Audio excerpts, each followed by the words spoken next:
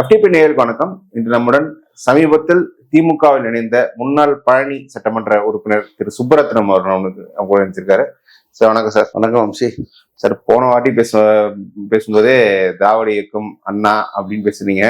So நீங்க தாய் கழகத்துல இணைஞ்சிட்டீங்க. So happy for you. நீங்க இணைஞ்சப்பவே நம்ம பதிவு போட்டு சின்ன திருத்தா போன வாட்டி மட்டும் இல்ல, திராவிட இயக்க சித்தாந்தம் என்பது என்னுள் ஊறி போன ஒரு இது கொள்கை கோட்பாடு. எனவே உரிய நேரத்தில் உரியவாறு நான் எப்பொழுதுமே தந்தை பெரியார், பேரறிஞர் அண்ணா, டாக்டர் கலைஞர், எங்கள் தலைவர் அண்ணன் முதல்வர் தளபதியார், இப்படி நான் தலைவராக கடந்த காலத்தை ஏற்றுக்கொண்டிருந்த மக்கள் தலைவர் எம்ஜிஆர், அம்மா உட்பட அனைவரையும் நான் மதித்து போற்றுவது மட்டுமல்ல, உரியவாறு குறிப்பிட்டு பேசுவது வழக்கம். எனவே நான் of course an idea of joining the DMK. AIADMK பல ஊர்களாக பிரிந்து இன்றைக்கு தமிழ்நாட்டு மக்களுடைய உரிமைகளுக்காக போராடுவதற்கு பதிலாக அந்த இயக்கத்தை யார் கைப்பற்றுவது, யாரை வெளியேற்றியவர்களை உள்ளே நுழைய விடாமல் எப்படி தடுப்பது என்பது போன்ற இந்த சீசா என்று சொல்லக்கூடிய விளையாட்டை போல ஒருவர் உள்ளே நுழைய முயற்சிப்பது, அவரை தடுப்பதற்கான திட்டங்கள் தீட்டுவது என்று இப்படி ஒரு பொழுதுபோக்கு அம்சத்தை போல அதிமுகவை அவர் கொண்டு சென்று கொண்டிருக்கிறார்களே தவிர தமிழ்நாட்டு மக்களுடைய எண்ணங்களை பிரதிபலிக்கக்கூடிய நாட்டு மக்களுக்கு பாடுபடக்கூடிய வகையில ஒரு அரசியல் கட்சி எப்படி ஒரு with all seriousness a political party has to function. That has been miserably failing with the ADMK, present leadership of the ADMK. எனவே அந்த சூழலில் நிச்சயமாக இன்றைக்கு எழுந்திருக்கக்கூடிய சூழலில் திராவிட இயக்கங்களுடைய லட்சியங்களையும் கோட்பாடுகளையும் காக்கக்கூடிய ஒரே இயக்கம் திராவிட இயக்கங்களில் தாய்வீடான திராவிட முன்னேற்ற கழகம். அதன் ஒப்புயர்வற்ற தலைவர் தாயுமானவராக விலகி வரக்கூடிய திராவிட இயக்க உணர்வாளர்கள் எங்கெல்லாம் பாதிக்கப்பட்டு தண்ணீரம் அடைக்கலம் தேடி வருகிறார்கள் அவர்கள் எல்லாம் அன்புள்ளத்தோடு இருகரம் நீட்டி அரவணைத்து புகலிடம் வழங்கி வரக்கூடிய ஒரு புகழ்மிக்க தலைவரான எங்களுடைய தலைவரான மாண்பு முதல்வர் தளபதியார் அவர்களுடைய தலைமை ஏற்று செயல்படுவது என்று நான் கிட்டத்தட்ட ஒரு ஓராண்டுகளுக்கு முன்னரே முடிவெடுத்து விட்டேன். எனவே அது சற்று கொஞ்சம் அது சேருவதில் காலதாமதம் ஏற்பட்டு விட்டது. நானே முன்னாடியே சேர்ந்திருக்கணும். உணர்வு பூர்வமாக நான் ஓராண்டுக்கு முன்னாடியே எடுத்த முடிவு. ஏன்னா அங்கு ஏடிஎம்கில் நடக்கக்கூடிய செயல்பாடுகள் பார்த்தீங்கன்னா, அது இந்த சிறுபிள்ளை செஞ்ச வேளாண்மை வீடு சேராதுன்னு சொல்லுவாங்கல்ல, அந்த மாதிரி instead of doing serious politics அவங்க playing with the sentiments of the cadets, with the future of the cadets. தொண்டர்களுடைய எதிர்காலத்தை துச்சமன மதித்து தமிழ்நாட்டு மக்களுடைய உணர்வுகளுக்கு மதிப்பளிக்காமல், தமிழ்நாட்டினுடைய நலத்திட்டங்களை பற்றி சிந்திக்காமல் யார் கட்சிக்கு போயிட்டு கைப்பற்ற கட்சியை நழுவ விட்டு விடக்கூடாது என்ற கோணத்தில் ஒருவரும் எப்படி உள்ளே நுழைவது, என்ன மீண்டும் இழந்த இடத்தை எப்படி பெறுவது என்று இன்னொரு தரப்பினரும் இப்படி பல கூறாக அங்கே நிகழ்வுகள் நடந்தேறியது வருத்தமளிக்கக்கூடியது. அது எனவே ஒரு திராவிட நல்ல அரசியல் செய்வதற்கு உரிய இடம் திராவிட முன்னேற்ற கழகம் என்ற அடிப்படையில் இன்றைக்கு மகிழ்ச்சியோடு அங்கே இணைந்திருக்கிறேன். சார், இரட்டை இலை முதலாக தொழில்த்த இடம் திண்டுக்கல் மாவட்டம். திண்டுக்கல் இடைத்தேர்தல் தான் முதல் தடவை இரட்டை இலை களமிறங்கியது. அந்த மாவட்டத்தை சேர்ந்தவர் நீங்கள். இன்னைக்கு அந்த மாவட்டத்திலே அதிமுக விட்டு திமுக இருந்தா திண்டுக்கல் மாவட்ட அரசியல்ல உங்களுக்கு எப்படி இதுக்கு வரவேற்பு இருக்கு? இரட்டை இலை மீது ஒரு பட்டுதல் இருக்க வாக்காளர்கள் உங்களுக்கு எப்படி பாக்குறாங்க? சரி, இப்போ உங்களுக்கு அம்மாவின் மறைவுக்கு பிறகு சின்னம் இது ஒரு இந்த லாஜிக்கே எல்லா நேரங்களிலும் எடுபடக்கூடிய லாஜிக் இல்லைங்க சின்னங்கிறது. அப்படி சொல்லணும்னா 96 அம்மாவே ரெட்டலை சின்னத்துல ஜெயலலிதாவே தோத்துருக்காங்க. பர்கூர் சட்டமன்ற தொகுதியில எவ்வளவு கிட்டத்தட்ட 15,000 ரோட்ல தோத்துருக்காங்க. அது மட்டும் இல்ல 96 தேர்தல்ல 3 சீட்டு தான் ரெட்டலை ஜெயிச்சு, எல்லாமே கிட்டத்தட்ட தோல்வியை சந்தித்தது.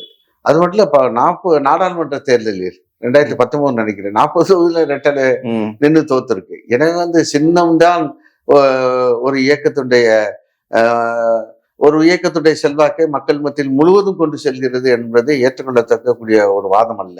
ஒரு அரசியல் இயக்கம் ஆளுங்கட்சியாக இருந்தால் அதனுடைய கடந்த கால செயல்பாடுகளை வைத்து ஆஹ், எடை போடப்படுகிறது.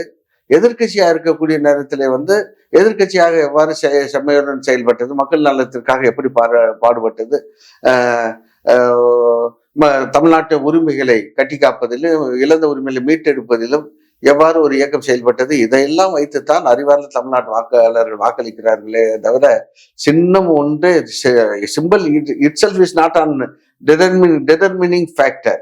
அதுதான் அறுதிட்டு முடிவு செய்யக்கூடிய ஒரு தேர்தல் அரசியலுக்கான ஒரு கருவி கிடையாது. எனவே அந்தபடி திண்டுக்கல் இப்பொழுது ஜெயலலிதா மறைவுக்கு பிறகுங்க இந்த அதிமுகவில் ஏற்பட்டிருக்கக்கூடிய குழப்பமான சூழலில் அது மட்டும் இல்ல, அதிமுகவை பகடுக்காக வைத்துக்கொண்டு தமிழ்நாட்டில் இன்றைக்கு திரு எடப்பாடி பழனிசாமி அவர்கள் கூட்டணி சேர்ந்திருக்கக்கூடிய பிஜேபி ஆனது இருதுருவ அரசியல் என்று சொல்லி பைபோலார் பாலிடிக்ஸ் என்று தமிழ்நாட்டில் 1967 அண்ணா அவர்கள் திராவிட இயக்கத்தை ஆட்சி கட்டில் அமர்த்தியதற்கு பிறகு 72 அதிமுக திமுக என்று திராவிட முன்னேற்ற கழகத்தில் அதிமுக பிரிந்த பிறகு செப்டம்பர் 77 இருதுருவ அரசியல் தான் தமிழ்நாட்டில் இருந்துள்ளது. அதிமுக ஆளுங்கட்சி, திராவிட முன்னேற்ற கழகம் ஆளுங்கட்சி, அதுக்கு மாற்று என்றால் அதிமுக, இப்படி மாற்றி இந்த மாதிரி இருதுருவ அரசியல் தான் இருந்துள்ளது. அந்த அரசியலை இன்றைக்கு ஜெயலலிதாவுடைய மறைவுக்கு பிறகு அதிமுக திராவிட முன்னேற்ற கழகமா அதிமுகவா என்ற நிலையை மாற்றி அதிமுக இருந்த இடத்தில் பாரதிய ஜனதா கட்சியானது ஊடுருவி அந்த இடத்தை கைப்பற்ற வேண்டும் என்பதுதான் அவர்களுடைய ஒரு மறைமுகமான திட்டமாகும். மறைமுக திட்டம் என்று அதிமுக என்ற முகமூடியை போட்டுக்கொண்டு தமிழ்நாட்டில் நுழைந்து ஒரு சூழலில் அவர்கள் தாங்கள் அமர்வதற்கான இடத்தை உறுதி செய்த பிறகு அந்த முகமூடியை கலட்டி குப்பையில் தூக்கி எறிந்து விட்டு வெளிப்படையாக இது பிஜேபி தான், இனி திராவிட முன்னேற்ற கழகத்திற்கும் பிஜேபிக்கு தான் போட்டி என்ற நிலையை உருவாக்க வேண்டும் என்பதுதான் அவருடைய ஒரு தீய எண்ணமும் தீய நோக்கமும் ஆகும்.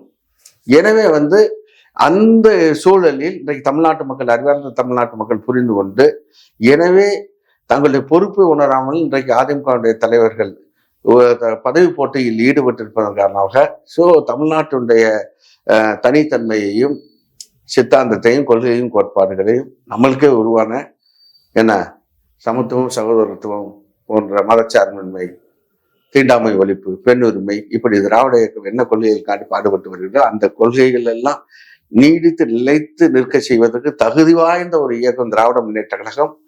தகுதி வாய்ந்த தலைவர் இன்றைய தமிழ்நாட்டுடைய முதல்வர், திராவிட முன்னேற்ற கழகத்தினுடைய தலைவர், அருமை தலைவர் தளபதியார் அவர்கள் தான் என்பதை உணர்ந்து இன்றைக்கு ஒட்டுமொத்த தமிழ்நாட்டு மக்களும் தளபதியார் அவர்களுடைய கரங்களை வலுப்படுத்துவதற்கு தயாராகி விட்டார்கள். உதயசூரியன் சின்னத்திற்கு வாக்களிக்க தயாராகி விட்டார்கள். இதுதான் தமிழ்நாட்டில் இருக்கக்கூடிய கலை யதார்த்தம், திண்டுக்கல் விதிவிலக்கல்ல.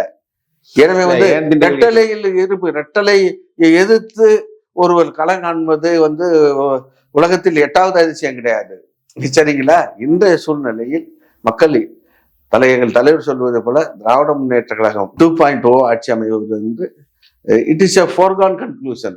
மக்கள் ஏற்கனவே எடுத்து விட்ட ஒரு முடிவாகும். தேர்தல் என்பது, வரக்கூடிய தேர்தல் என்பது it is only going to be a ceremonial affair, அவ்வளவுதான். ஓகே. ஏன்னா திண்டுக்கல் மாவட்டத்துல 2021 7 தொகுதிகள் 4-3 அப்படின்ற மாதிரி கடுமையான போட்டி நினைச்சு இன்னைக்கு திண்டுக்கல் மாவட்டத்து களம் எப்படி இருக்கு சார்? இன்றைக்கு அந்த சூழல் இல்லை சார். இன்றைக்கு எப்படி களம், அன்றைய இருந்த சூழல் வேறு, இன்றைக்கு இருக்கக்கூடிய சூழல் எப்படின்னா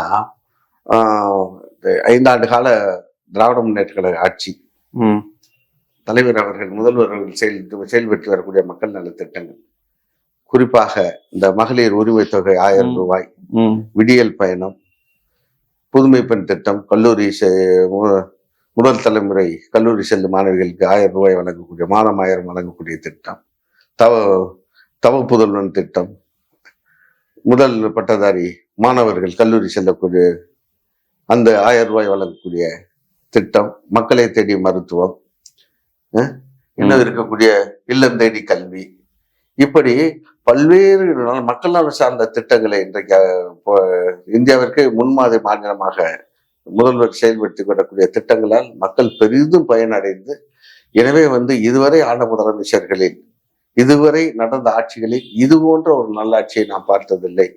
இப்படி ஒரு முதலமைச்சரை நாம் பார்த்ததில்லை. எனவே அந்த ஆட்சியும், திராவிட முன்னேற்ற கழக தலைமையிலான ஆட்சியும், இப்படி நலத்திட்டங்களை வாரி வாரி வழங்கக்கூடிய முதலமைச்சரும் தொடர்ந்து நமக்கு வாய்க்கப்பெற வேண்டும். அவர் ஆட்சிதான் தொடர வேண்டும் என்று மக்கள் முடிவெடுத்து இன்றைக்கு வரும் சட்டமன்ற தேர்தலை ஆவலுடன் எதிர்பார்த்து கொண்டிருக்கிறார்கள். எனவே இன்றைக்கு ஏற்பட்டிருக்கக்கூடிய இந்த மாற்றங்களின் காரணமாக திண்டுக்கல் மாவட்டத்திலும், தமிழ்நாட்டை போல திண்டுக்கல் மாவட்டத்தில் நிச்சயமா நான் சொல்றேன் sir, it is not an exaggeration. DMK is going to sweep all the 7 constituencies in Dindigul. Please take it from me. இல்ல இப்போ அங்க அதிமுக முன்னாள் அமைச்சர்கள் நத்தம் சொன்னார், திண்டுக்கல் சீனிவாசன் இருக்காங்க. முன்னாள் அமைச்சர்கள் தோத்ததே இல்லையா? நான் கேட்கிறேன், முன்னாள் அமைச்சர்கள் தோத்ததே இல்லையா? தோத்திருக்காங்க. அது மாதிரி வரும் தேர்தலில் என்ன அதுவும் நடக்கும். ஓகே. காரணம் என்னன்னு சார், இன்னைக்கு தமிழ்நாட்டு அரசியலில் எங்கள் தலைவர், தமிழ்நாட்டுடைய முதலமைச்சருக்கு இணையான ஒரு தலைவர் இல்லை என்பதுதான் கலை யதார்த்தம். எனவே அவருடைய லீடர்ஷிப், அந்த ஸ்டேச்சர் இருக்கே, அது இன்னைக்கு இந்திய அளவில் பேசப்படுகிற ஒரு தலைமையா இருக்கு சார். இன்னைக்கு நான் கேட்கிறேன், இன்றைக்கு 12 ஆண்டு காலமா ஆளுங்கட்சியா இருக்கக்கூடிய பாரதிய ஜனதா கட்சி இன்றைக்கு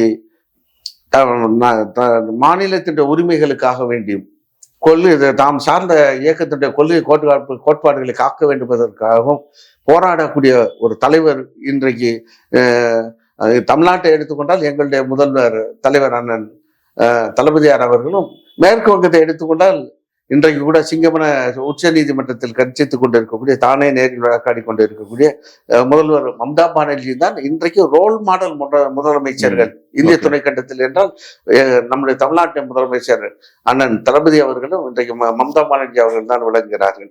எனவே அந்த லீடர்ஷிப் குவாலிட்டிஸ் இருக்குங்கள்ல, அது இன்றைக்கு மக்களால் மிகப்பெரிய அளவில் பெருமையாக பார்க்கப்படுவது மட்டும் போற்றப்படுகிறது, மதிக்கப்படுகிறது.